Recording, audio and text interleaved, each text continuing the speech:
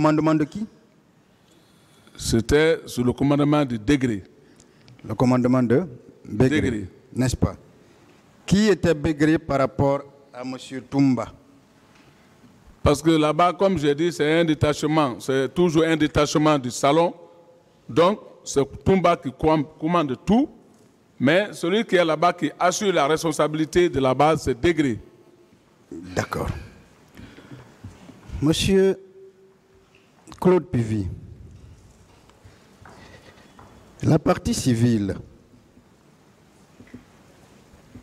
vous a posé la question de savoir si vous pouvez indiquer ce que le président Dadis a fait concrètement ou a posé concrètement comme action pour éviter les événements du 28 septembre. Je vais vous lire une partie de la déposition de M.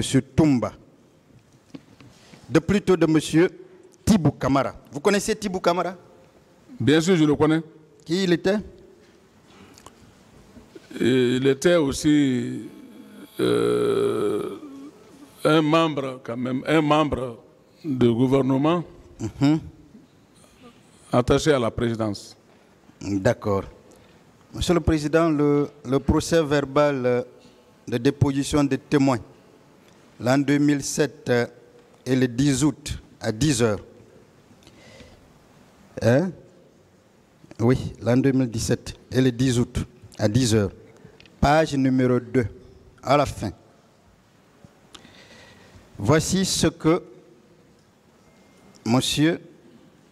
Tibou indique. 2 et 3. Sur interpellation, lorsque le problème de cette manifestation s'est posé, chacun a été consulté pour donner son avis sur la nécessité ou non de laisser faire la manifestation. Personnellement, étant pour le respect des libertés démocratiques, j'ai essayé de convaincre le président du CNDD pour qu'il autorise la manifestation, surtout que les manifestations des mouvements de soutien l'étaient sur le terrain.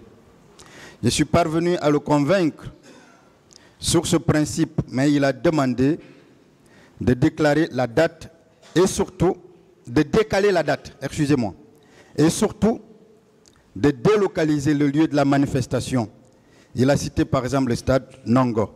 C'est en ce moment qu'il a pris mon téléphone pour essayer de joindre tous les organisateurs pour leur faire part de ses propositions par rapport à la manifestation. C'est ainsi qu'il est parvenu à joindre M. Sidia Touré. Plus loin, il dit, c'est Dadis qui a parlé à Sidia Touré avec mon téléphone. C'est un chef d'État qui se comporte comme cela. Est-ce que n'est-ce pas un acte concret posé pour éviter les événements du 28 septembre? Effectivement, c'est un acte concret. Quand lui-même, il prend son téléphone, dans quel pays du monde vous avez vu cela? Lui-même prend son téléphone pour appeler un leader et lui demander, n'est-ce pas un acte qu'il a posé en amont pour qu'on évite, pour prendre des dispositions contre ce qui s'est passé? Oui. Vous savez pourquoi je le dis? Parce qu'on veut banaliser de l'autre côté. On vous fait comprendre que ça a été un acte de des actes de dernières heures prises pour masquer ce qu'on avait déjà préparé. Si vous avez bien compris le test, M. Thibault parle effectivement de la réunion au camp Al-Faya dont tout le monde est en train de parler. L'objet, c'était quoi? C'était que chacun se prononce sur la manifestation. Est-ce qu'il ne ressort pas clairement de ce PV cela? Si. Est-ce que vous connaissiez les rapports entre M. Tibou Kamara et le général Sekouba Konaté? Il y avait de bons rapports. Savez-vous que Tibou n'avait aucun intérêt à ne pas dire la vérité? Ce qu'il a dit est effectivement la vérité? Effectivement, la vérité. Parfait. Est-ce que vous êtes aussi au courant qu'à travers Jean-Marie II, qui était désigné par les forces vives de l'époque comme porte-parole, le président a demandé aux différents religieux de le rencontrer et une délégation est allée le voir? J'avais attendu ça. N'est-ce pas un autre acte posé par le président Dadis pour éviter ce qui s'est passé? C'est des actes posés. Alors, si on vous demande qu'est-ce qui a été posé en amont, voilà des éléments concrets. Est-ce que ces éléments-là ne pouvaient pas suffire ou ne suffisent pas pour dédouaner le président Dadis en ce qui concerne l'amont par rapport à ces faits qui sont commis? Pour ceux qui interviennent après, nous en parlerons avec lui. Ça suffit largement. Est-ce que cela n'est pas suffisant? C'est suffisant, n'est-ce pas? Oui. Merci. Monsieur Claude Pivy, on vous a posé une question qui m'a fait rire, mais c'est la peur. La défense de M. Diakité vous a dit, après la production du rapport de la commission d'enquête internationale, pourquoi n'avez-vous pas arrêté M. Aboubacar Diakité? À quel moment le rapport a été produit? C'était en 2010, n'est-ce pas? Oui. Mais est-ce qu'en 2010, M. Aboubacar Toumba n'était pas en fuite? Mais il n'était plus là. Mais est-ce que vous pouviez l'arrêter matériellement? Non. Est-ce que cette question-là a vraiment un objet par rapport à son contenu? Ce n'est pas un objet. Il n'était plus là, il était en fuite. Vous ne pouviez même pas l'arrêter. Oui. Parfait. Mais est-ce que le président Dadis lui-même était ici? Non. Il avait été touché et il était en convalescence. Il était déjà touché, il était déjà au traitement au Burkina. Est-ce qu'à ce moment-là, il pouvait vous dire encore de continuer à arrêter quelqu'un qui est déjà en fuite? Non, il ne pouvait pas. Vous saviez pourquoi il a fui vers le Sénégal? C'est ce qui leur fait peur. Est-ce que vous le saviez? Non. Je donnerai les raisons quand le président Dadi sera là.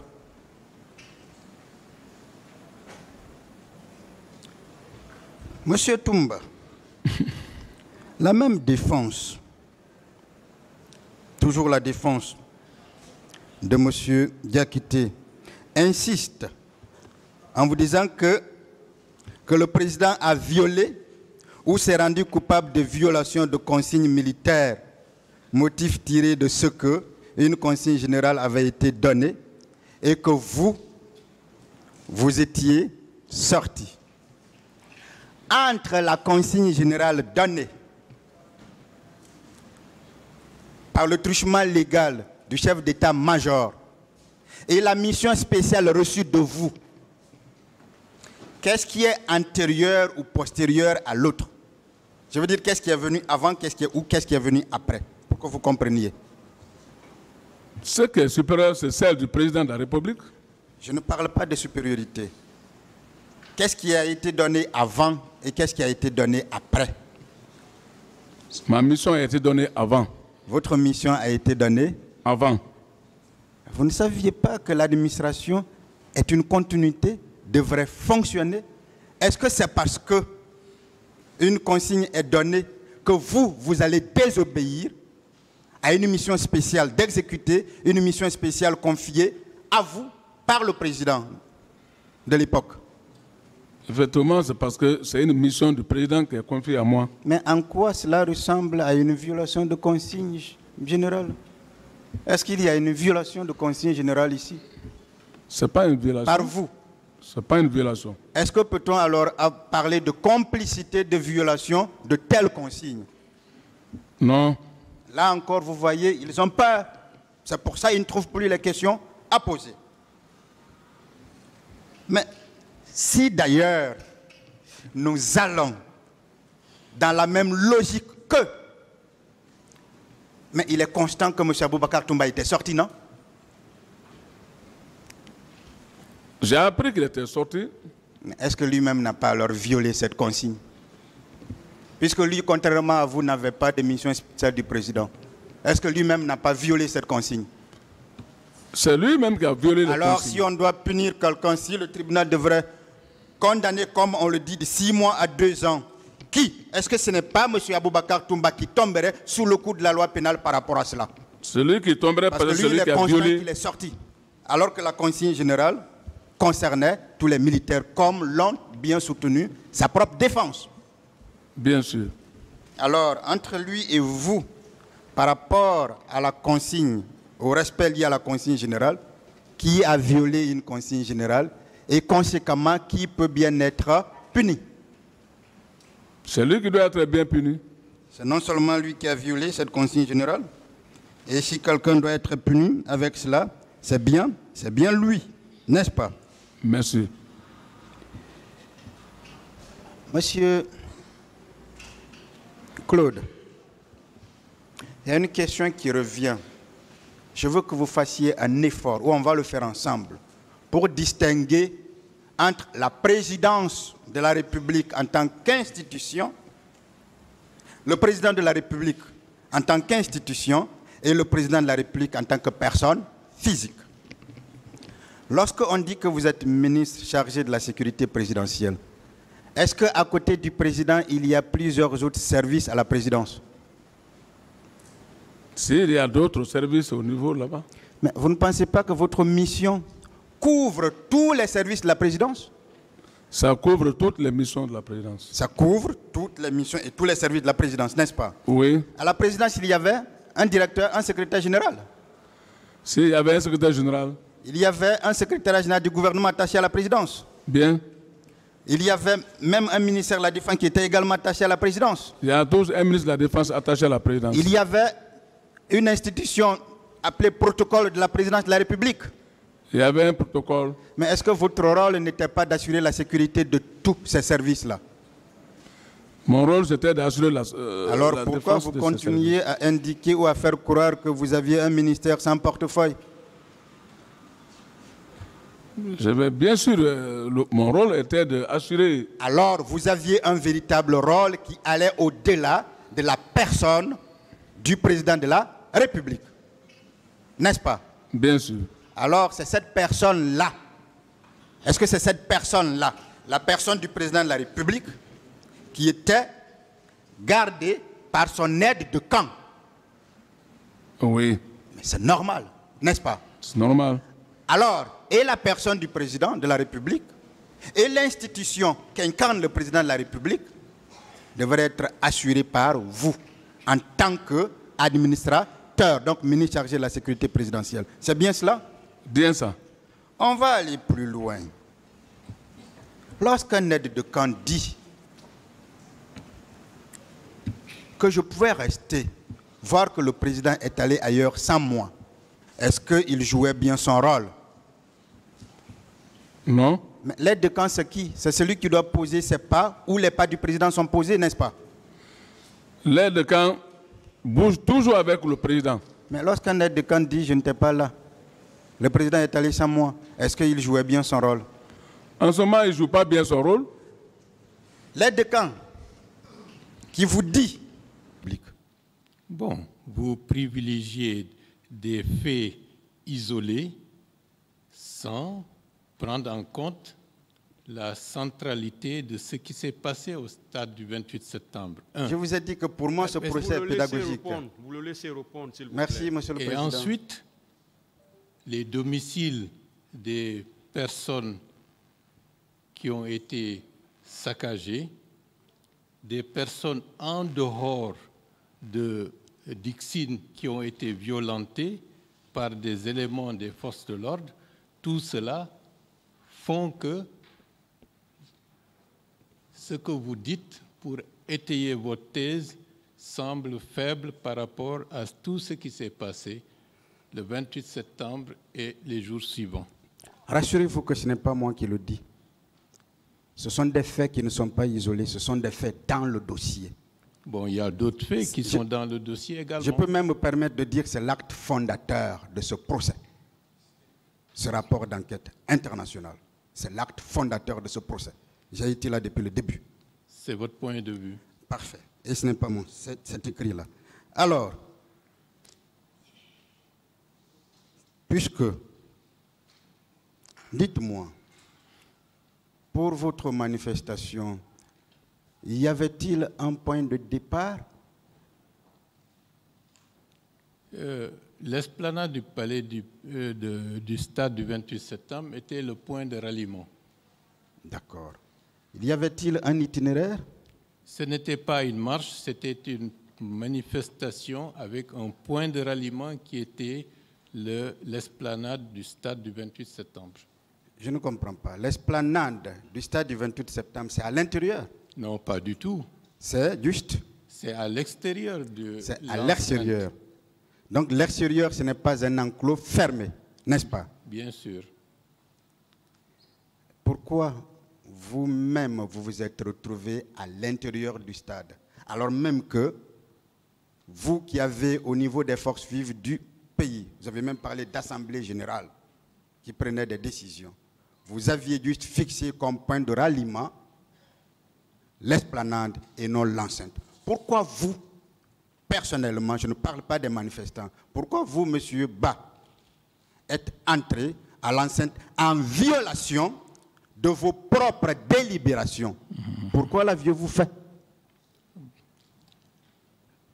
Je crois qu'il y a eu des images, et si vous connaissez la manifestation par une foule qui est des milliers de personnes, vous pourrez vous rendre compte qu'à ce moment-là, vous ne pouviez pas aller à l'encontre de l'orientation d'une foule, d'autant plus que le stade a été ouvert pour que la foule s'y engouffre et entraîne tous ceux et toutes celles qui étaient dans le processus à l'intérieur du stade. Et ça, ce n'était pas au programme.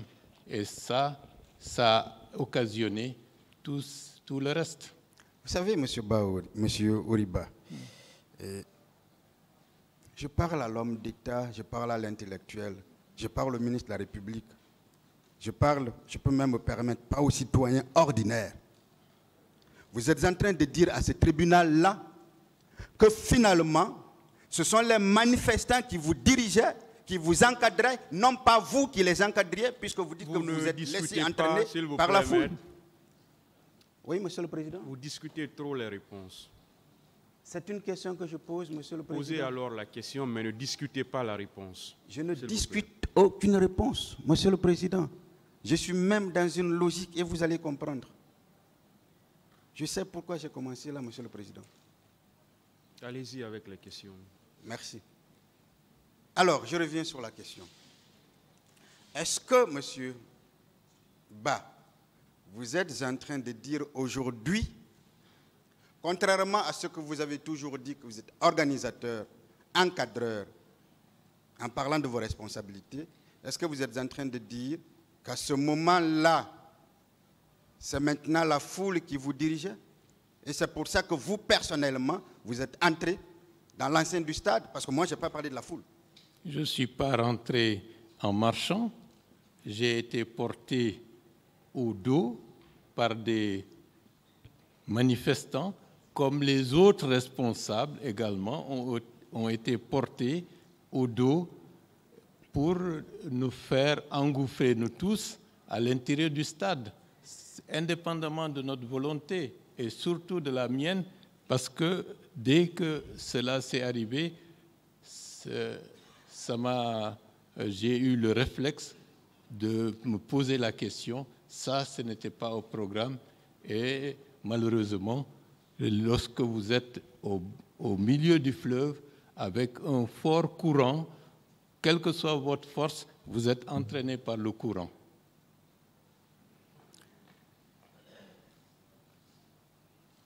Monsieur Ba, est-ce que vous saviez que conformément à vos propres délibérations, vous des forces vives, vous n'aviez aucun droit d'être dans l'enceinte du stade?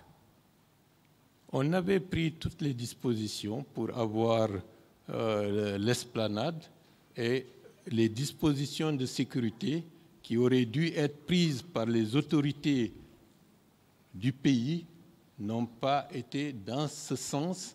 C'est cela qui a fait que des personnes ont ouvert le portail et la foule s'est engouffrée, croyant que c'était un objectif d'être à l'intérieur du stade. Les dispositions prises par le président, rassurez-vous que je vais revenir sur cela enfin. Je suis encore très éloigné.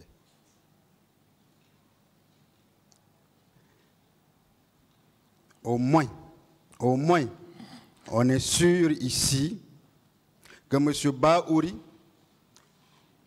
membre du comité, président du comité d'organisation de la manifestation, n'a pas respecté les délibérations de l'Assemblée des forces vives en se retrouvant à l'enceinte du stade. Ça, au moins, on est sûr. Même si à ce niveau, il y a encore une contradiction avec Jean-Marie Doré, mais je vais y arriver. Monsieur Bahouri, restons toujours dans le sillage de la commission d'enquête internationale sur les supposés ordres donnés par le président Dadis au commandant Aboubakar Diakité et au colonel Thiebro. Est-ce que vous aviez écouté ici, depuis ce point 2, depuis que ce procès a commencé, est-ce que vous avez suivi les déclarations du commandant Aboubakar Diakité et du colonel Thiebro Camara? Je ne sais pas si je dois faire état de cela devant le tribunal. Oui, c'est une question que je pose. Est-ce que vous avez suivi? Oui ou non? C'est tout. C'est un procès médiatisé et qui est suivi de par le monde. Et en tant que citoyen, comme tous les autres, j'ai eu à suivre les audiences. Parfait. Est-ce que vous les avez entendus dire haut et fort ici qu'ils n'ont jamais reçu ni d'ordre, ni d'instruction de quelque nature que ce soit du président Dadis? Je n'ai pas de réponse puisque une écoute distraite devant un poste de téléviseur et parfois tard la nuit ne peut pas être un élément d'appréciation objectif pour répondre à votre question. Alors, la défense de Dadis vous informe que M. Aboubakar Diakité et M. Thiebro Camara ont dit ici publiquement n'avoir jamais reçu d'ordre du président Dadis. C'est votre information. Mais est-ce que vous avez écouté le président Dadis à ce propos aussi? C'est-à-dire? Est-ce que vous avez écouté le président Dadis quand il lui a été posé la question de savoir s'il avait donné des instructions ou pas? Est-ce que vous l'avez écouté? Non, je n'ai pas écouté. Le président Dadis a soutenu de manière ferme et irrévocable n'avoir jamais donné d'ordre. Au vu de la réponse que je viens de vous donner venant de M. Toumba, M. Aboubakar Diakité et de M. Thiebro, pensez-vous que les auteurs du rapport d'enquête internationale établi à cause de vous peuvent être retenus par ce tribunal?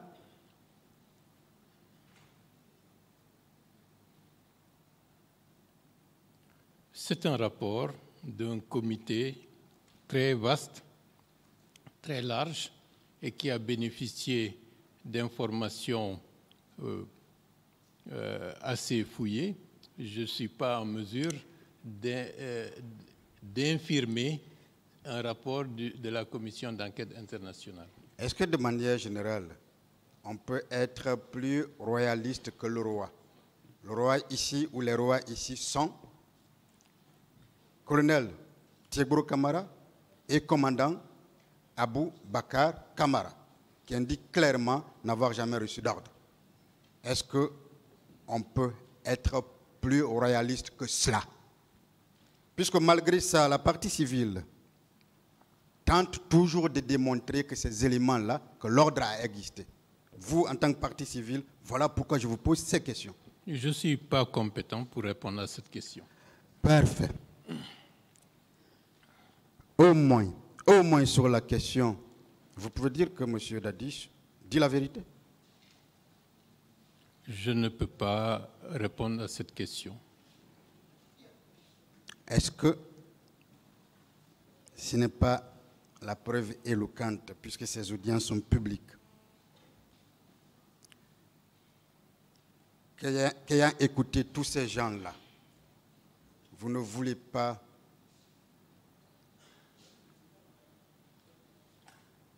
clairement aider ce tribunal, ne serait-ce qu'en vous prononçant sur ces choses aussi élémentaires, le béaba?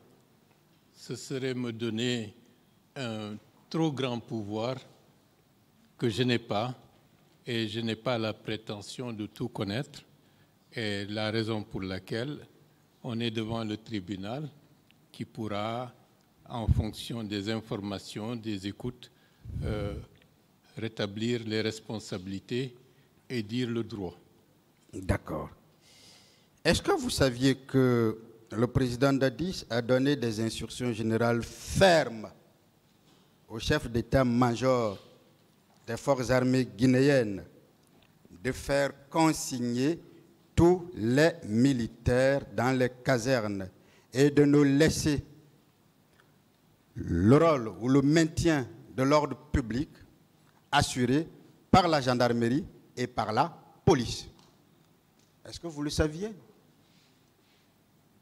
J'ai entendu le dire, mais le 28 septembre, on a vu des militaires dans nos rues, dans le stade, avec des armes de guerre, agresser de pauvres citoyens qui n'étaient pas du tout armés et qui n'étaient pas là pour se battre, mais tout simplement pour exprimer une requête politique. Je suis satisfait de votre réponse. Parce que, au moins, est-ce que ça veut dire que malgré ces instructions fermes du président, certaines personnes, certains militaires ont désobéi pour être là?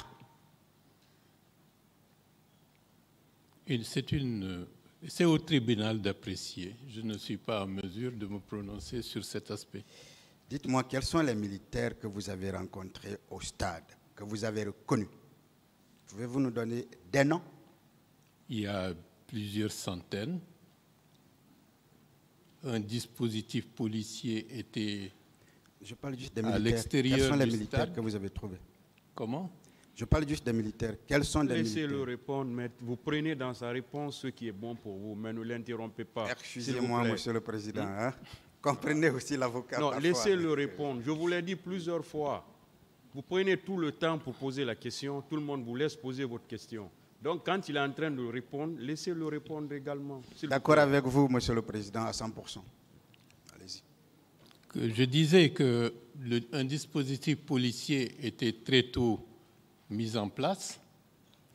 Des hommes en uniforme ont été vus à l'intérieur du stade avec des uniformes et des bérets rouges, entre autres. Des citoyens munis d'armes blanches ont été également vus. Lorsqu'on quittait le stade pour aller vers la clinique, on a rencontré le cortège de la hiérarchie de toute la police qui s'est arrêté.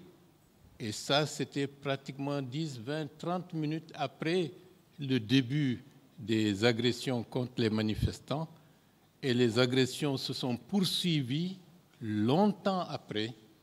Donc, cela veut dire que les dispositifs policiers, la hiérarchie policière et de la gendarmerie, et tout cela puisse se faire sans que quelqu'un dise « stop ». Ça, cela veut dire qu'il y a un sérieux problème. Je reviens sur ma question. Est-ce que vous avez vu un militaire au stade? Est-ce que vous avez reconnu? Si oui, vous pouvez nous donner des noms ou un nom? Comme je l'ai dit hier, les deux personnes que je peux formellement reconnaître sont le commandant Diakité et le colonel Thiéborou. D'accord, le colonel Thiéborou n'est pas militaire. Bon, la gendarmerie, tout ça, c'est des corps assimilés. Alors, est-ce que vous dites que vous avez vu M. Aboubakar Diakité au stade? Affirmatif. Est-ce que cela ne veut pas dire, en tant que militaire, il n'a pas lui-même respecté les instructions données par le président de la République et répercutées par le chef d'état-major général des armées? Je n'ai pas de réponse. C'est au-delà de mes compétences. On va évoluer. Alors, puisque vous avez anticipé en parlant d'un dispositif sécuritaire composé de policiers et de gendarmes, est-ce que vous saviez au moins, vous êtes un homme de culture, que le maintien d'ordre n'appartient qu'à la gendarmerie et à la police dans un pays et que c'est un rôle régalien qui leur est dévolu? Il y a 3 étapes dans le cadre du maintien d'ordre. La première, c'est la mission dévolue à la police. La deuxième, à la gendarmerie. La troisième, lorsque la situation devient incontrôlable, aux forces militaires. Et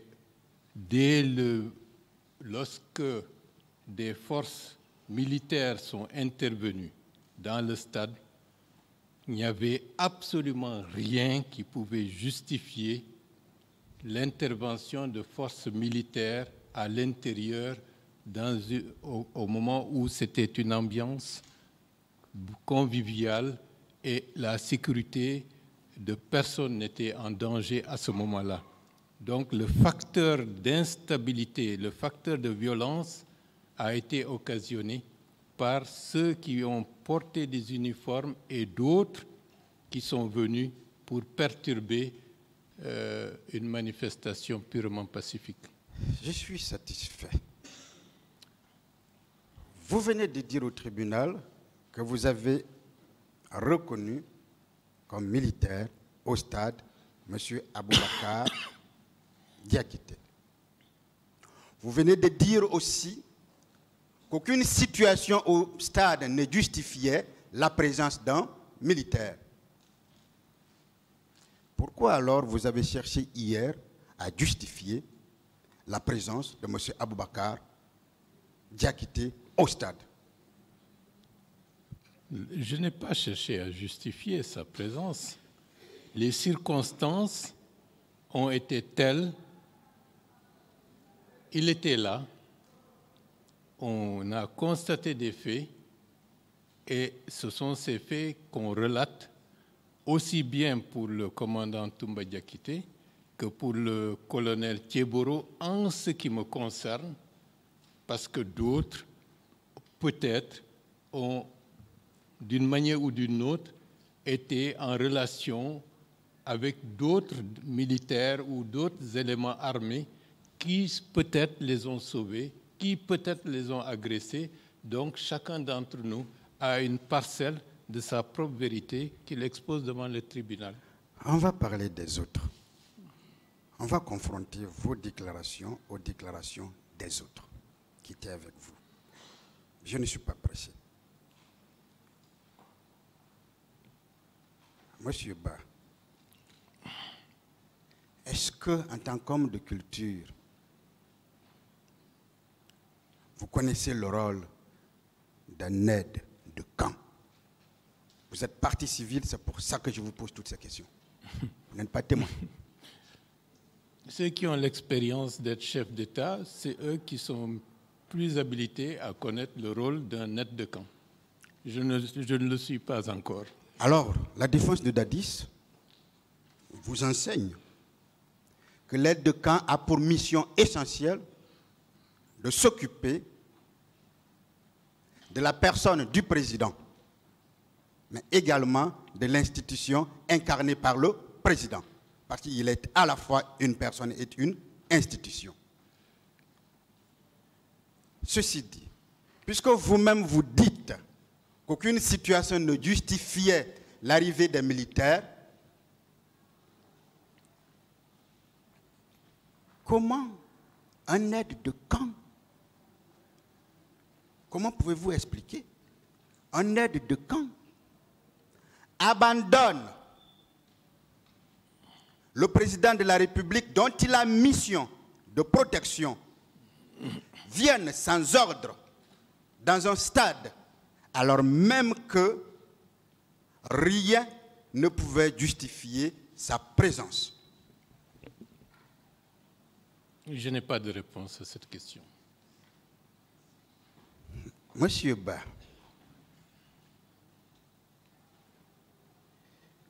votre manifestation, les manifestants se dirigeaient de quel côté? Comme je vous l'ai dit, le lieu de rassemblement, c'était l'esplanade. Parfait. Certains venaient de la commune de Ratoman en empruntant l'axe Bellevue-Stade. D'autres venaient de l'autre côté, de Matoto, de Madina. Et en principe, d'autres venaient par l'autoroute venant de Kaloum. Tout ce monde-là devrait se retrouver à l'esplanade. Je suis heureux. Et où était la présidence de la République à l'époque? Au camp Alpha Yaya. Parfait. Donc c'était loin du théâtre. Très bien, c'était très loin, n'est-ce pas? Est-ce que dans ces conditions, la présidence de la République était en danger? Par le fait de la manifestation, non.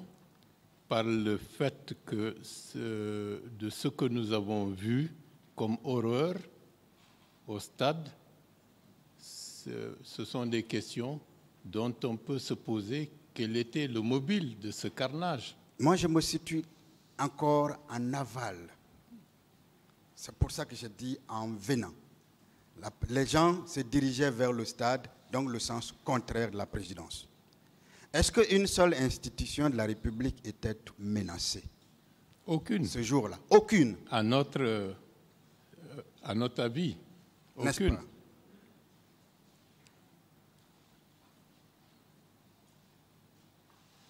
Est-ce que vous qui êtes homme d'État, la police et la gendarmerie qui étaient déjà sur le terrain et qui avaient déjà érigé des barrages dans certains endroits depuis 5 heures, est-ce que la police seule et la gendarmerie ne pouvaient pas maintenir l'ordre? Je n'ai pas de réponse. Vous n'avez pas de réponse. Vous savez pourquoi j'insiste dessus? Parce que c'est très important. C'est très important. Est-ce que vous saviez qu'il y a un plan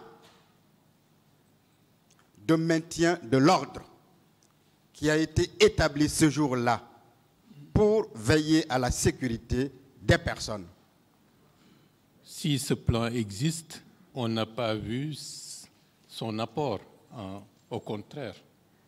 Est-ce que vous saviez que quand la gendarmerie vient et la police, des personnes qui ne sont ni gendarmes ni policiers et qui ne sont pas chargés du maintien de l'ordre public, on les appelle des intrus? Est-ce que vous saviez alors que ces militaires qui étaient là-bas étaient considérés aux yeux de la loi comme des intrus? Je n'ai pas de réponse. Vous n'avez pas de réponse à tout. On va avancer.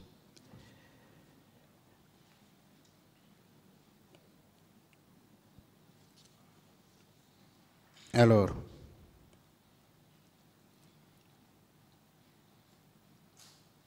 Monsieur Baouri, il vous est déjà arrivé d'être sécurisé par la gendarmerie, notamment le service du colonel Thiebro. C'est vrai. C'est vrai. Comment ça s'est passé? Ils ont rejoint le cortège et ils l'ont escorté jusqu'au siège à Hamdallah. Il y a eu des incidents? Aucun incident. Parfait. Le jour des événements du 28 septembre, vous avez rencontré le colonel Thiebro? Oui. Est-ce que, tenant compte ou tirant les leçons de la protection qu'il vous avait déjà accordée, ce n'est pas une faveur, hein, c'est le rôle, est-ce que vous pouviez au moins lui faire confiance ce jour-là, que lui, il pouvait réussir à vous sensibiliser, ou en vous sensibilisant, ce n'était pas contre vous, votre personne, les manifestants? Lorsque nous étions rassemblés, ce n'était plus une question de sensibilisation qui devrait être le point essentiel. C'était d'assurer la protection et l'encadrement de l'ensemble de la manifestation, comme on l'avait demandé dans notre lettre à la mairie de Dixine et au ministère de la Jeunesse et des Sports. Merci. Restons toujours dans le cadre de la commission d'enquête internationale. Alors, M. Ba,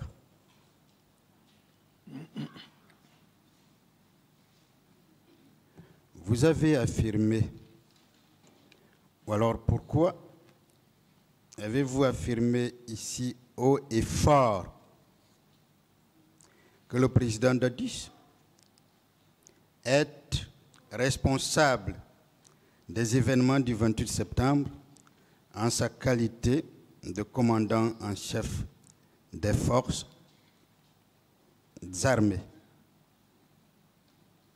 exactement comme le rapport d'enquête internationale l'a dit dans son point 225.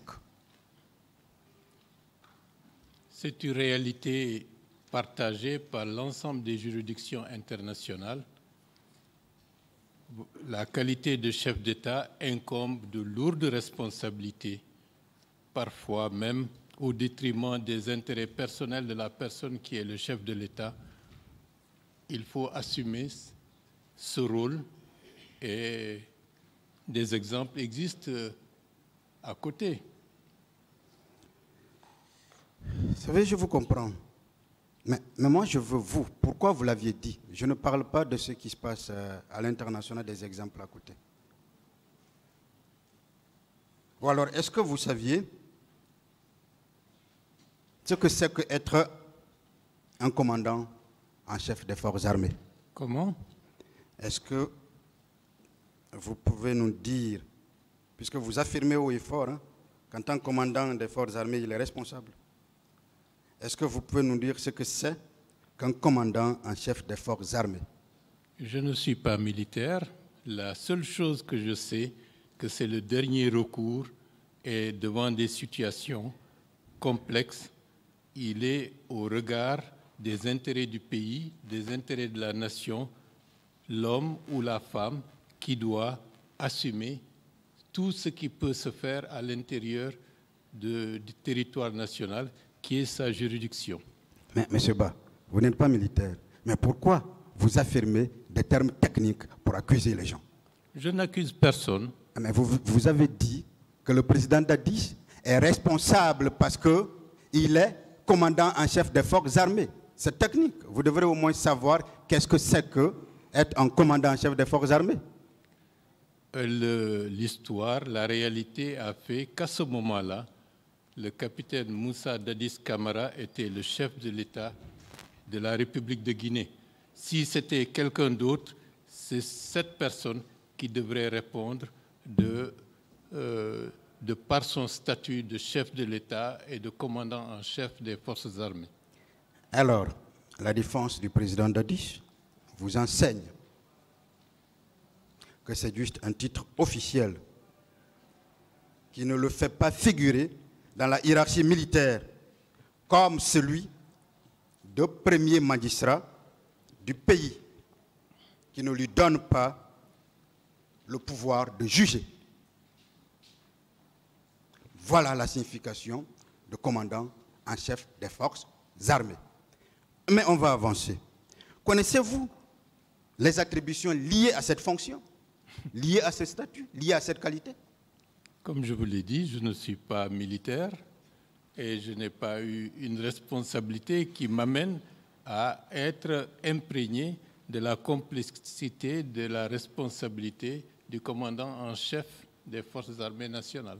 Alors, la défense de Dadis vous enseigne aussi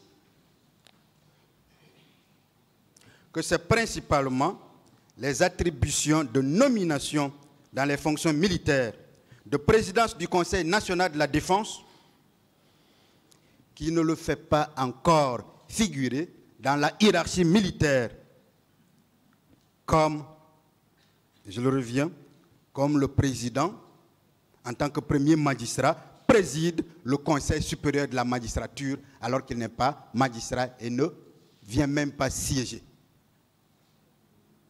On va avancer. Puisque vous le rendez responsable parce qu'il est commandant en chef des forces armées, pouvez-vous nous faire la nomenclature de la hiérarchie militaire? Je suis incompétent à la matière. Alors la défense de Dadis va vous lire un document déposé par vos propres avocats, la partie civile, pour que vous compreniez une fois pour toutes qu'en tant que chef d'État, en tant que commandant en chef des forces armées, on ne figure pas sur la liste de la hiérarchie militaire. Monsieur le Président, c'est là, avec votre permission, Président, c'est la plainte avec constitution de partie civile portant demande d'acte, l'avant-dernière page. Voici ce que vos avocats donnent au tribunal pour parler de hiérarchie militaire. À l'époque des faits, lieutenant-colonel Omar Sano, chef d'état-major général des armées. Commandant Aboulaye Keïta, chef d'état-major général adjoint des armées. Lieutenant-colonel Ansouman Kaba, chef d'état-major de l'armée de terre. Commandant Moriba Abel Abba, chef d'état-major adjoint de l'armée de terre. Capitaine de vaisseau Mohamed Kamara, chef d'état-major de l'armée de mer. Commandant Alpha Ousmane Diallo, chef d'état-major adjoint de l'armée de mer. Commandant d'aviation Mamadi Mara, chef d'état-major de l'armée de l'air. Commandant d'aviation Amara Samake, chef d'état-major adjoint de l'armée de l'air.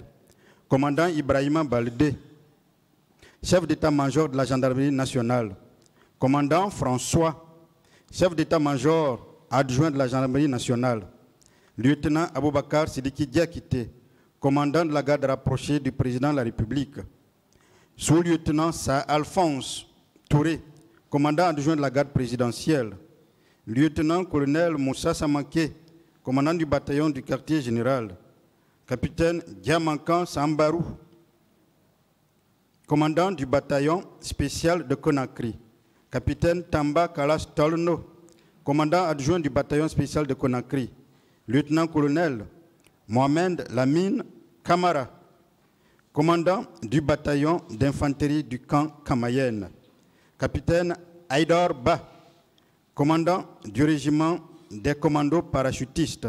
Capitaine Boundouka Kondé, commandant du bataillon autonome des troupes aéroportées. Capitaine Malik Kondé Diakité, commandant du bataillon des commandos de Kindia. Lieutenant Aboulaye Keïta, commandant adjoint du bataillon des commandos de Kindia. Commandant Édouard Teya, commandant du bataillon des commandos Rangers.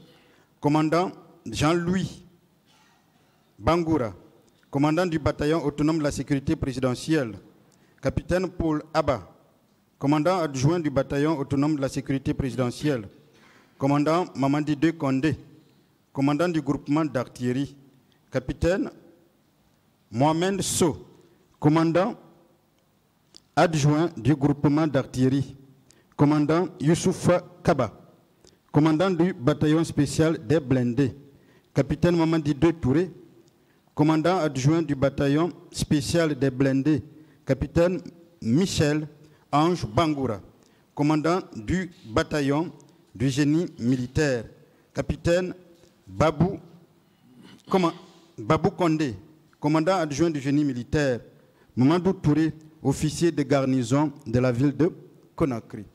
Voici la liste des membres de la hiérarchie militaire à l'époque des faits produits par vous, c'est-à-dire la partie civile. Est-ce que vous avez entendu le nom du capitaine Moussa Dadis Camara? Un civil peut être commandant en chef des forces armées, commandant en chef suprême des forces armées. J'en viens. Est-ce que par le statut, si c'est un civil, chef de l'État, président de la République, il assume ce rôle. Vous savez pourquoi j'ai commencé par définir, par donner les attributions? C'était pour que vous compreniez. La hiérarchie militaire, en fait, c'est la hiérarchie de commandement. On va revenir. Vous n'avez pas trouvé son nom.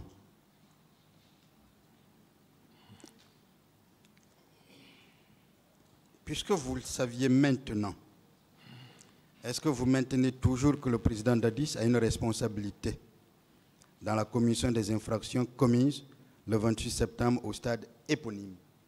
Je n'ai pas de réponse à cette question. Parfait.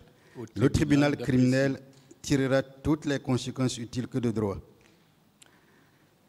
Dans ces conditions,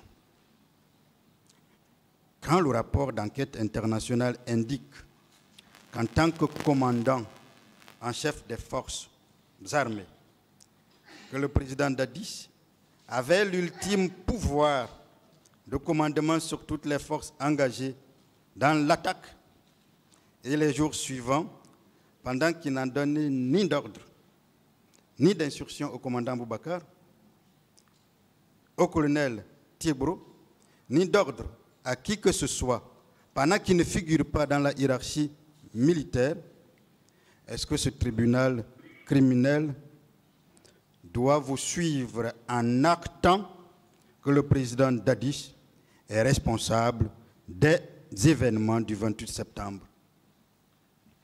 Je n'ai pas de réponse, c'est au-delà de mes compétences. Je vais même aller plus loin, puisque vous êtes allé beaucoup plus loin. Vous avez même précisé la nature de sa responsabilité. Est-ce que vous maintenez que la responsabilité du président Dadis n'était que politique? C'est une responsabilité politique d'être chef de l'État. Est-ce que vous maintenez cela au regard de ce que nous vivons devant ce tribunal? Est-ce que vous le maintenez? Je maintiens mes déclarations. Qu'il nous en soit donné acte de ce que la partie civile, M. Amadou Ouriba, maintient que le président Dadis n'est responsable que politiquement dans cette affaire. On va avancer. Maintenant, on va parler du rapport d'enquête nationale.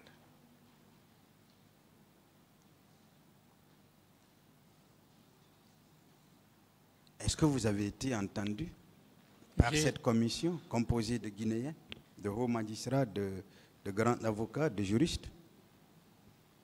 Affirmatif. Vous avez été entendu par la commission d'enquête nationale? Oui.